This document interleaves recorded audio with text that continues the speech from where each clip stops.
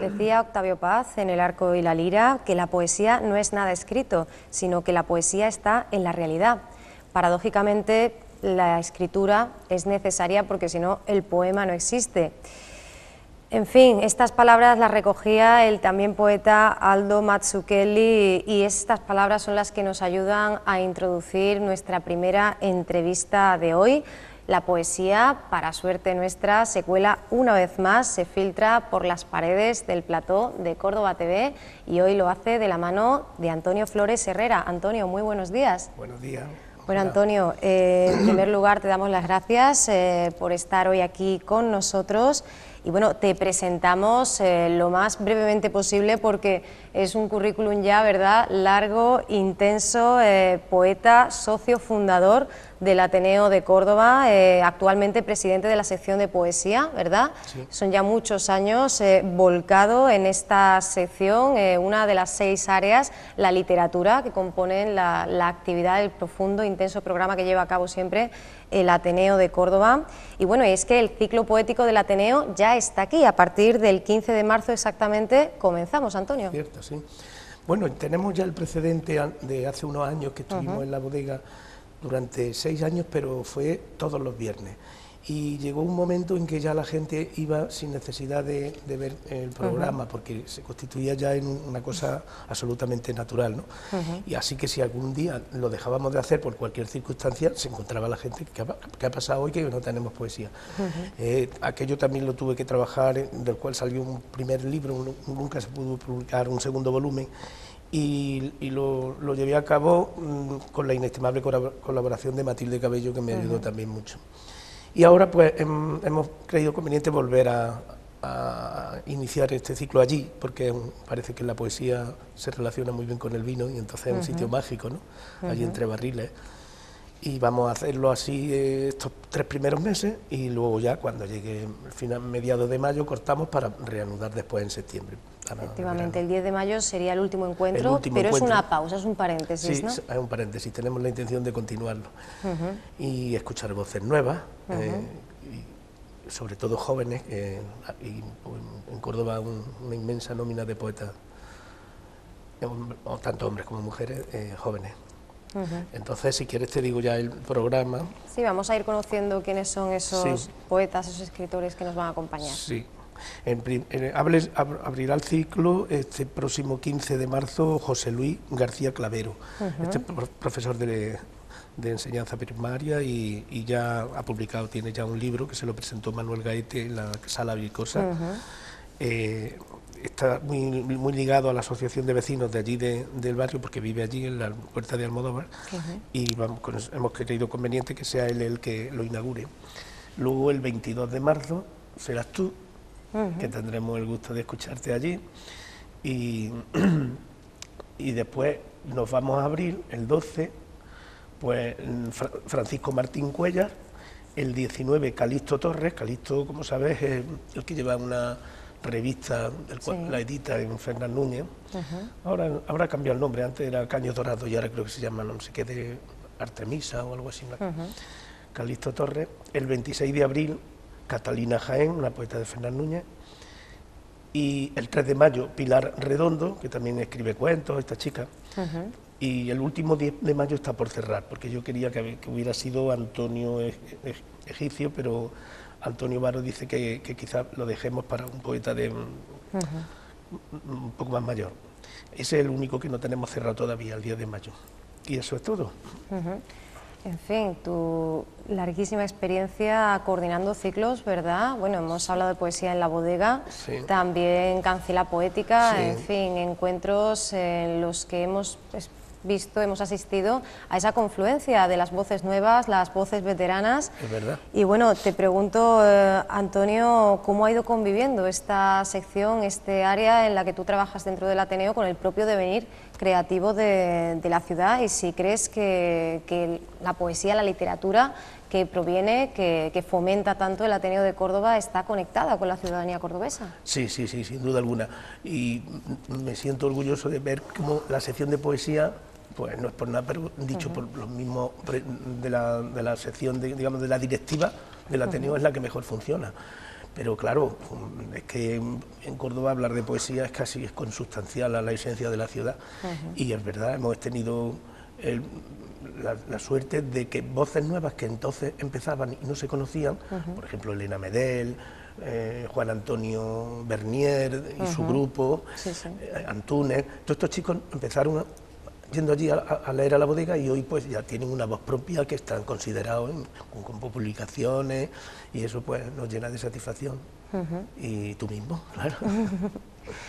Y es que una de las grandes apuestas históricas del Ateneo es precisamente la publicación de libros con ese sello editorial propio, la colección Arca del Ateneo, además, por supuesto, de las obras ganadoras del Premio Juan Bernier de Poesía, el decano de los galardones literarios de nuestra ciudad, nada menos. Y además sin donación económica, que eso es lo que quería Juan Bernier, concretamente, que nunca tuviera donación. Efectivamente, sin esa dotación, y habría que añadir pues premios como el de relato breve, narrativa juvenil, letras flamencas. ¿Decrece o se incrementa la participación en estos certámenes ya, decimos, míticos del Ateneo? Este año ha sido tremendo el nivel tan bueno de, no solamente, o sea, en cantidad y en calidad. Hemos tenido un verdadero problema a la hora de resolver el veredicto, porque es que había 10, 12 libros que eran merecedores del premio. Así que estamos muy satisfechos. Muy satisfechos, y es que, bueno, lo comentábamos aquí en alguna otra ocasión, hace unos meses hablábamos con Antonio Varo como presidente en esa nueva junta directiva y por extensión ese nuevo ciclo del Ateneo. Pues bueno, desde aquel 1881 pues han sido muchos, ¿no?, los pasos, muchas las vicisitudes, ¿verdad? Cierto. Hablabais de cómo el segundo proyecto acababa con ese año de desgracia, con ese 1936, y bueno, sigue adelante, ¿no? Ha sido como el ave fénix, ¿no?, siempre regenerándose y haciendo frente a los diferentes avatares y a los diferentes empujones de la propia historia de Córdoba y de España, ¿no? Sí, sí. Ahora estamos también en otra faceta que cuesta trabajo, porque es difícil coordinar un libro homenaje. El libro homenaje hemos hecho a Mario López, hemos hecho el libro homenaje a Pepe de Miguel, poetas ya muy mayores, consagrados.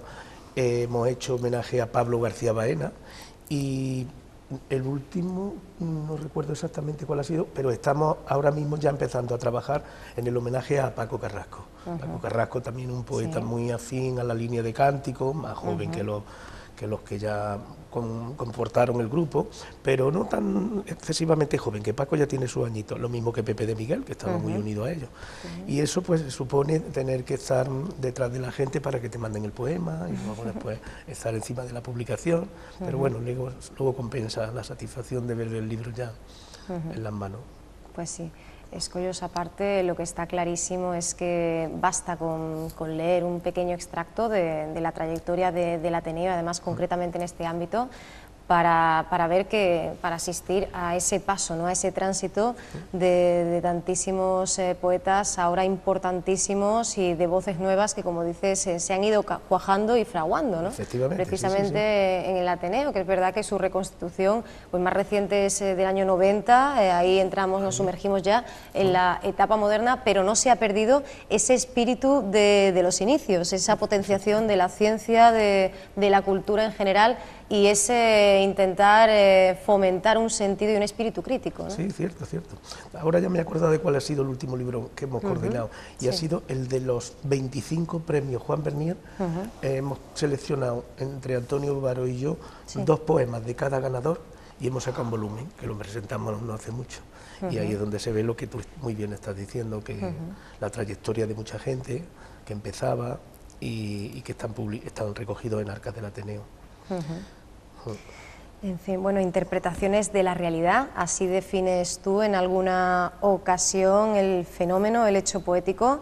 Antonio Gamoneda da no sé si un paso más o es más radical todavía, dice en una entrevista que la poesía no es literatura, sino una emanación de la vida.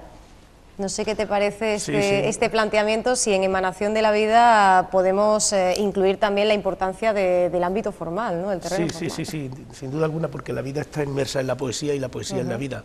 No puede escribirse si no se raja uno como los cantadores de flamenco, aquello no sería vacuo, sería vacío.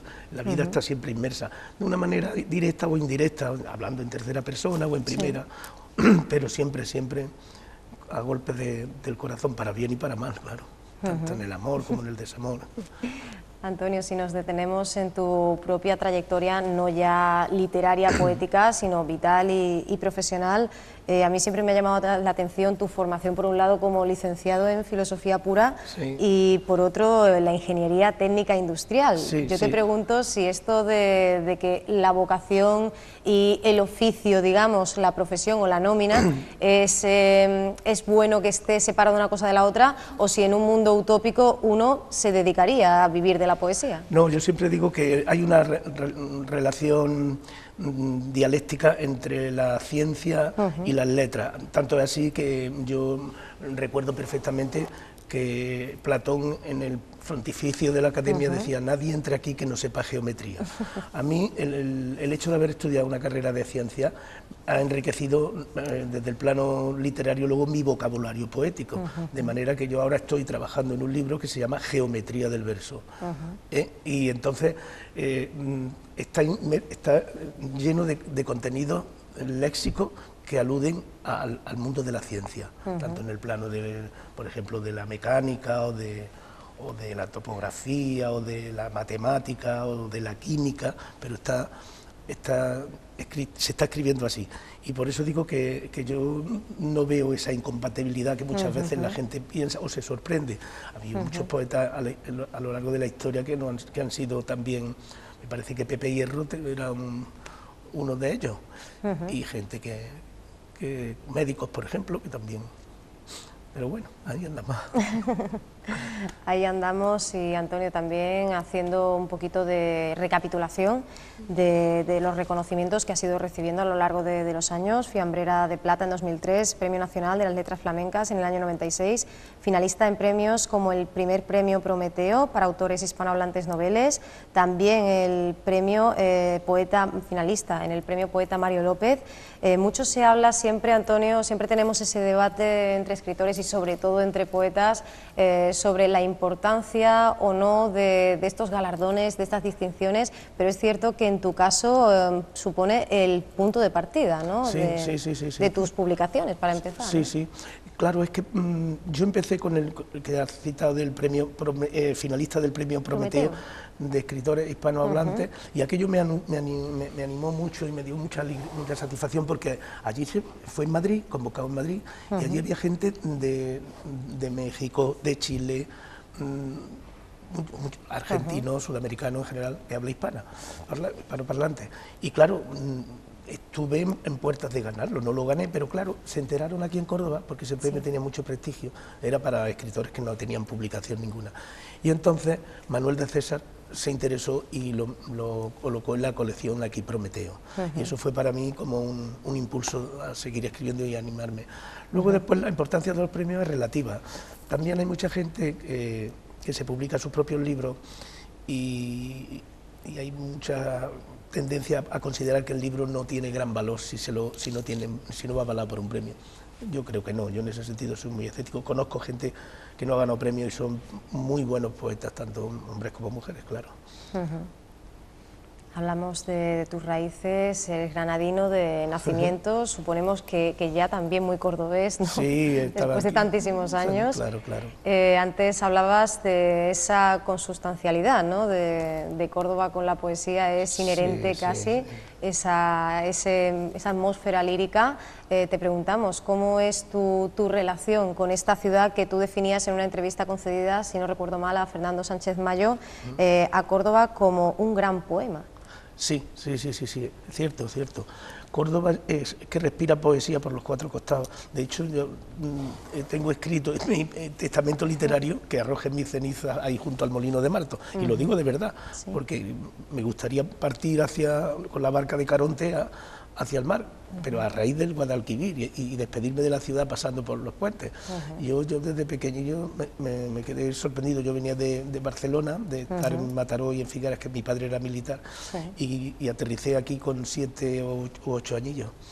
Y ya digo que como era militar nací en Granada, pero después enseguida fue para arriba, Claro. Y ya me quedé absolutamente enamorado de esta ciudad y he tenido posibilidades de marcharme a trabajar afuera y no he querido. No he querido. Me pasa un poco como a Juan Bernier, guardando las distancias literarias, claro, que él también dicen que le perjudicó mucho el haberse querido quedarse siempre en Córdoba, ¿no? Sí. Porque no quería, decían que en Madrid estaba la auténtica, digamos, vida literaria y él no quiso salir nunca de Córdoba. Esta tradición como tierra de poetas, que por un lado es muy beneficiosa, ¿verdad?, para las personas a las que les gusta escribir o disfrutar leyendo o escuchando el verso, ¿crees que tiene algún tipo de letra pequeña que convierte a Córdoba en un espacio, en un circuito un poco cerrado en este sentido? Puede que sí, puede que sí. Una de las que me hablaba de esto mismo que tú te refieres era Pilar Sanabria. Pilar Sanabria, amiga mía, y ganadora, por cierto, de uno de los premios Juan Bernier, decía que se encontró eso cuando vino de Madrid. Ella no es de aquí, ella se crió, su mundo literario era de Madrid, y decía que encontró una especie, digamos, de cerco en el que difícilmente se podía entrar. Córdoba siempre ha sido en ese sentido, pero todo, no solamente en la poesía, sino en otros aspectos, digamos, en el mundo del toro, en el mundo del flamenco, ha sido muy cerrada siempre. Sevilla, por ejemplo, en ese sentido, mucho más abierta. Sí. Y sin embargo, el caldo de cultivo, ¿verdad?, y la materia prima que hay aquí, y eso se ve desde fuera, pues hace muy poco Óscar Martín, un poeta que además trabaja fundamentalmente en Madrid y afueras, me decía que cuando llegaba el momento de encontrar a un poeta andaluz era tremendamente sencillo, ¿no?, y que se sorprendía de no haber conocido a más poetas cordobeses, porque hay muchísimos y son muy buenos, esa es la percepción que se tiene desde fuera también, ¿no? Sí, cierto que así, sí. No sé. Bueno, hablábamos antes de esa entrevista que le concedías a Fernando Sánchez Mayo dentro de su Paraninfo poético.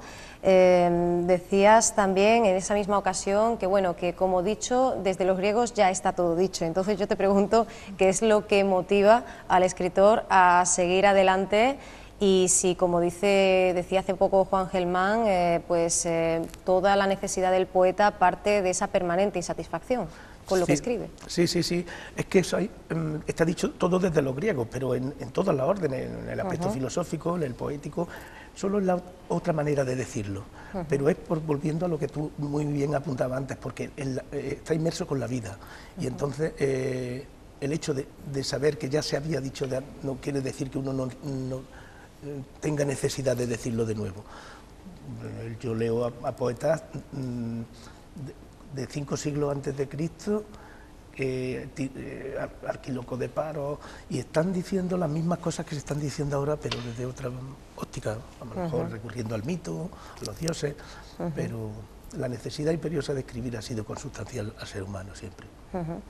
¿Por qué prefieres, Antonio, en tu caso, hablar de necesidad antes que de inspiración, por ejemplo? ¿Cómo no te entendí bien? Sí, tú has dicho en algunas ocasiones que no te gusta el concepto de la inspiración, que prefieres hablar de necesidad. Sí.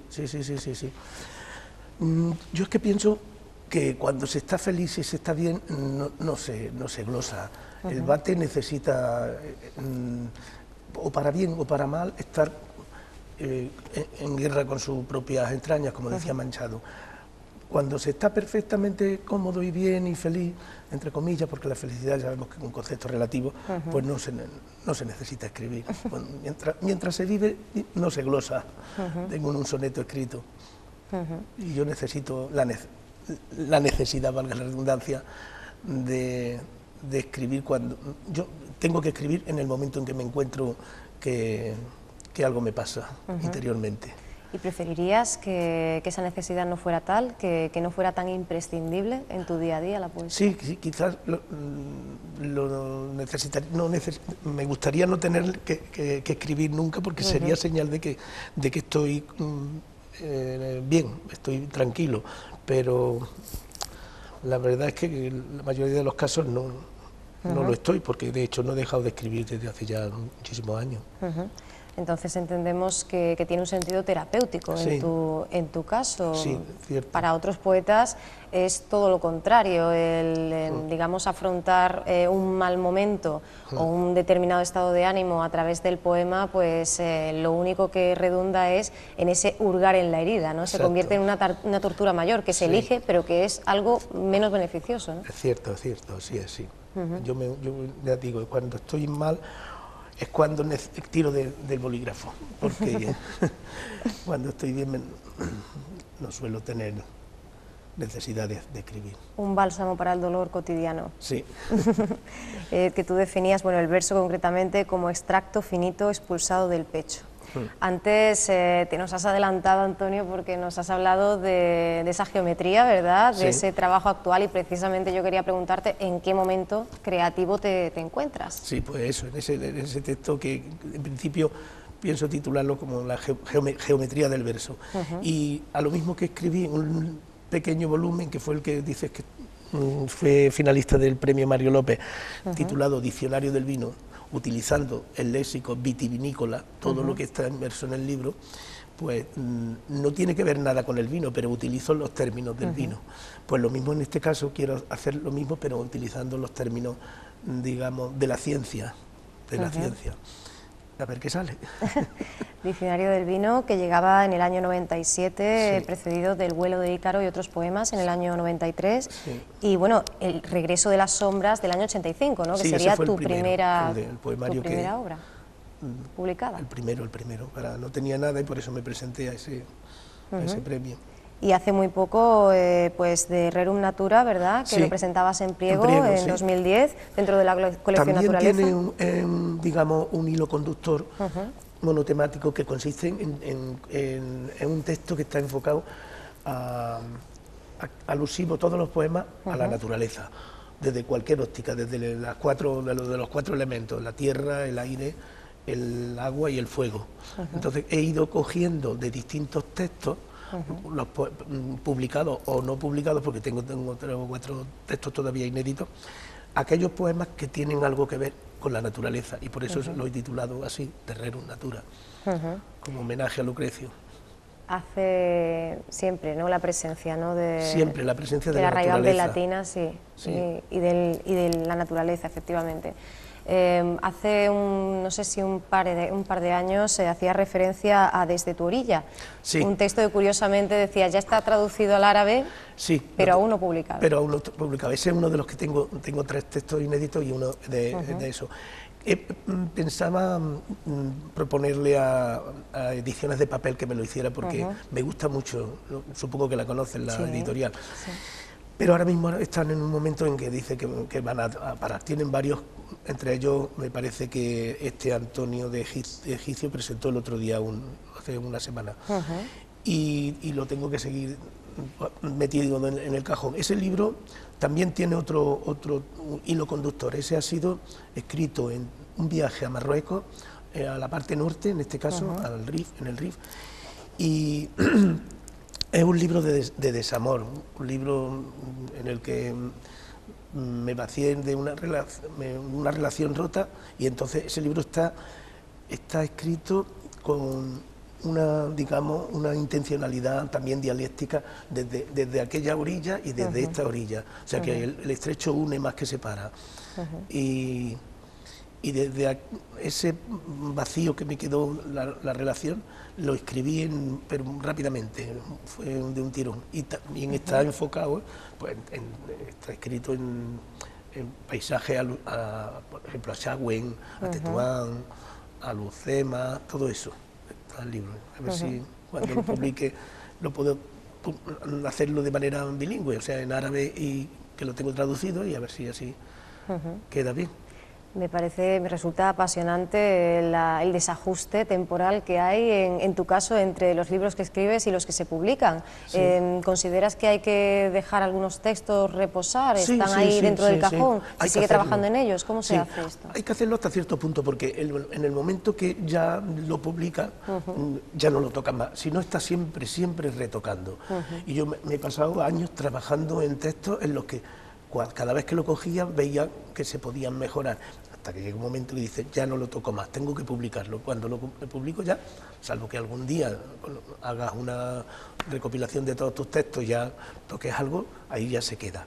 Pero yo sí soy soy partidario de que el libro hay que dejarlo reposar en el cajón, porque muchas veces escribe uno con demasiado apasionado, o está muy melifluo uno, o está afectado por cualquier cosa demasiado, y entonces hay que dejarlo reposar. Porque, el ímpetu necesita de distancia, ¿no? Sí. Y es algo que uno mismo ve, porque hay muchos poetas que en esa fase ya empiezan a dejar el libro, a dejar esos versos, y necesitan de segundas y terceras opiniones, porque son incapaces de decir, ya ha llegado el punto. Les pasa un poco como a Juan Ramón Jiménez, ¿no? Que no sabía cuándo parar, ¿no?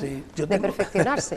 Hay un libro que prácticamente ya lo tengo terminado, pero digo prácticamente porque no descarto que haya todavía alguna incorporación de un nuevo poema, que empecé a hacerlo hará 30 años. Balbina, me riñe mucho Balbina Prior, porque el primer poema lo escribí estando con ella en Algeciras, y dice, pero Antonio, todavía estás con... Y se llama Del amor y otros cuentos, con un poco de ironía, y es alusivo.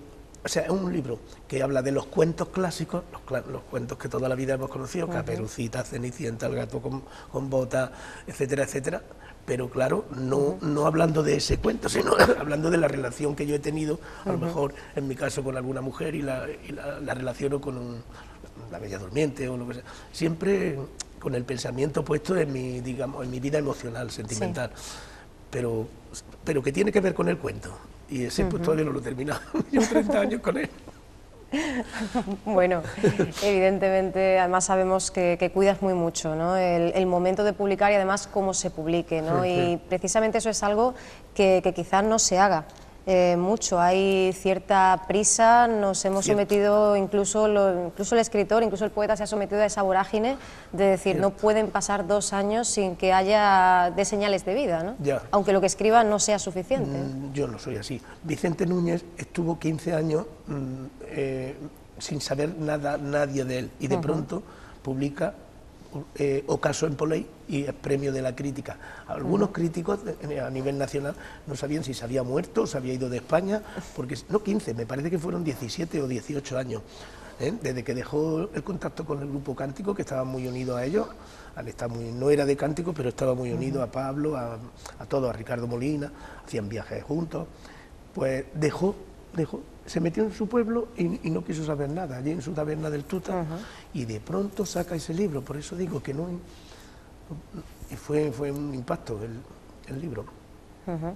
Yo recuerdo hace unos cuantos años a Eduardo Galeano en una entrevista, me parece que en La Mirada Crítica de Telecinco, cuando existía todavía este espacio, y él hablaba estaba presentando un libro de relatos, y era un libro muy pequeño. Él decía, mira, aquí está, 7 años de mi vida, ¿no? O sea, él decía, se sentía orgulloso porque decía que no era necesaria, ¿no? Esa prisa, ese apresurarse, si lo que estoy haciendo, lo que estoy ofreciendo, lo que estoy dejando y legando al fin y al cabo, pues no está a la altura de lo que yo considero, ¿no? Sí.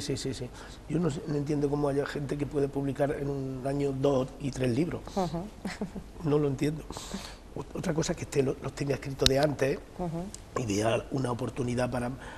Pero si son paridos en el mismo año, yo no sé cómo se puede escribir de esa manera tan... ¿Con disciplina se podría, o igualmente estaríamos haciendo una poesía, digamos, muy mecánica? Muy mecánica, claro. Con disciplina, sí, como decían, aquello de que te pille trabajando, lo de la inspiración, pero sí, claro que hay que trabajar, pero... no sé, en el caso de la literatura y de la poesía, concretamente, muchas veces es mejor decir, no, hoy no va a salir bien. Claro, porque tú has comentado muchas veces que pasas largas temporadas, ¿no? Quizás sin escribir, ¿no? Sí, es verdad, sí. Lo mismo que soy capaz, a lo mejor, en un momento, como te he dicho antes, en Marruecos, de en un viaje, traerme el libro casi escrito, sí. Antologado, Antonio, en muchísimas ocasiones, pero también antólogo de trabajos como piezas colectivas, como Poesía en la Bodega. Antes hemos hablado de esos recitales, también Dime que te quiero, homenaje a Vicente Núñez, o incluso el homenaje a Mario López, ¿no? Cuyo premio, el premio que verdaderamente le conmemora, pues hemos hablado antes. Te pregunto, ¿la antología perfecta existe? No, porque siempre no están todos los que son, ni son todos los que están.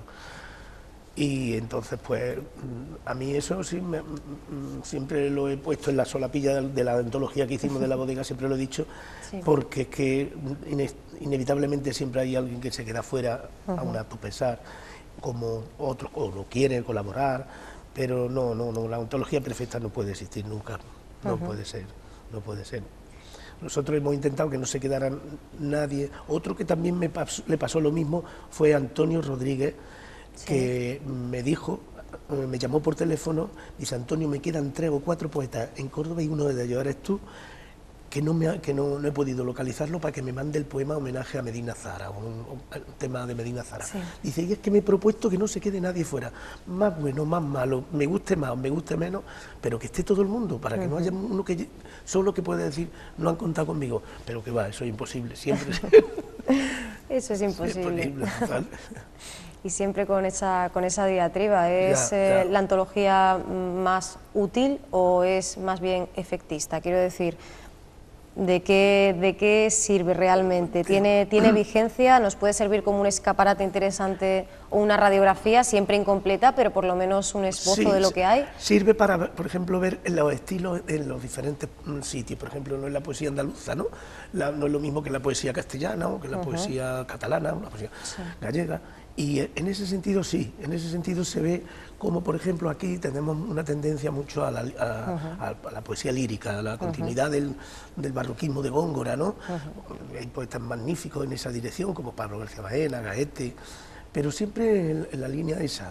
Luego hay excepciones, hay gente que escribe más en una, digamos, más conceptual, más, o la poesía de escritura mecánica, que se llama un poco, ¿no? Pero bueno, no, en general Andalucía, lo que decía Pilar Sanabria, que le sorprendió mucho cuando vino aquí, de hecho ella ha cambiado su estilo, porque si tú ves los poemas que publicó cuando venía de Madrid, eran más castellanos, más secos, pero ahora ella se ha endulzado, se diría, o sea, se ha puesto más suave. Sí que es verdad, además una poesía progresivamente más sensual, ¿verdad? Más sensual, también. Sí. Más sensorial. Bueno, y desde esta perspectiva, antes lo hemos dicho, ¿no? La larga trayectoria por parte del Ateneo, no solo en la publicación de libros individuales, sino de estas antologías, de estas piezas, hemos dicho antes, colectivas. ¿Qué te parece lo que se está haciendo ahora? Las antologías que provienen de editoriales jóvenes, de colectivos jóvenes y de digamos, la hornada nueva cordobesa. Yo creo que las veo muy pretenciosas. La verdad es que me acuerdo mucho de Rilke, que decía que la poesía hay que escribirla cuando se tenga más madurez. Yo sé que tú escribes poesía muy bien, no hay por qué necesariamente esperar a ser un anciano para escribir poesía, pero sí es verdad que muchas veces el fenómeno de ser joven le hace muchas veces, no ha hecho a todo, porque yo también lo he sido, ya no, pero ser muy osado, ¿no? Ser muy osado y uno piensa que ya ha escrito pues la quinta esencia del verso y hay que esperar, porque no es lo mismo. De hecho, se ha visto en la trayectoria de muchos poetas consagrados que ellos mismos dicen que al principio que no se reconocen, ahora ya, después la madurez, sí. Y es muy osado. Antologías de la gente joven, bueno, está bien que trabajen y vean también, estas chicas están trabajando muy bien, la de la Bella Varsovia, por ejemplo, que están recopilando voces nuevas, sí, pero eso ya es otra cosa, ¿no? No es lo mismo que escribir todos los días de una manera muy intensa, siendo tan joven, ¿no? Y es que es verdad que hay una cantidad de poetas jóvenes sorprendente. Nosotros te vamos a agradecer siempre, Antonio, esa labor silenciosa, este trabajo que tú has llegado a definir algo así como la antítesis, ¿no? del oficio del poeta. Te pregunto hasta qué punto llena y en qué medida vacía el hecho de estar escribiendo y a la vez también pues fomentando y detrás, ¿no? Escondido en la sombra y procurando que otras voces emerjan. Sí, hay una contradicción. Todos estamos llenos de contradicciones. Yo lo digo efectivamente en la nota bibliográfica, que que me gustaría dedicarme solamente a escribir y estar alejado de todo aquello que no considero que sea poesía, como son los certámenes, he sido muchos años jurado de muchos certámenes, y te lleva, por un lado, la satisfacción de ver cómo salen voces nuevas gracias al esfuerzo de estar leyendo muchos libros, pero por otro lado también he visto el lado sucio de la poesía, ese que yo jamás he estado nunca en un premio que esté dado de antemano, lo digo abiertamente, nunca, pero sí he conocido en otros certámenes y en otros que se han dado premios, como tú bien sabes, y hoy por ti, mañana por mí, ahora yo te ayudo aquí, eso no me gusta, y como es natural, y eso me ha hecho que me aleje un poco de ese plano, pero claro, como no sé decir no, y habría que saber decir no, cada vez que me cogen, otra vez sí, me cogen en el Ateneo, como tanto antes el presidente anterior, Antonio Perea, como ahora Antonio Varo, pero vamos, estoy en cierto modo la satisfacción de que ves que se hacen cosas y van saliendo.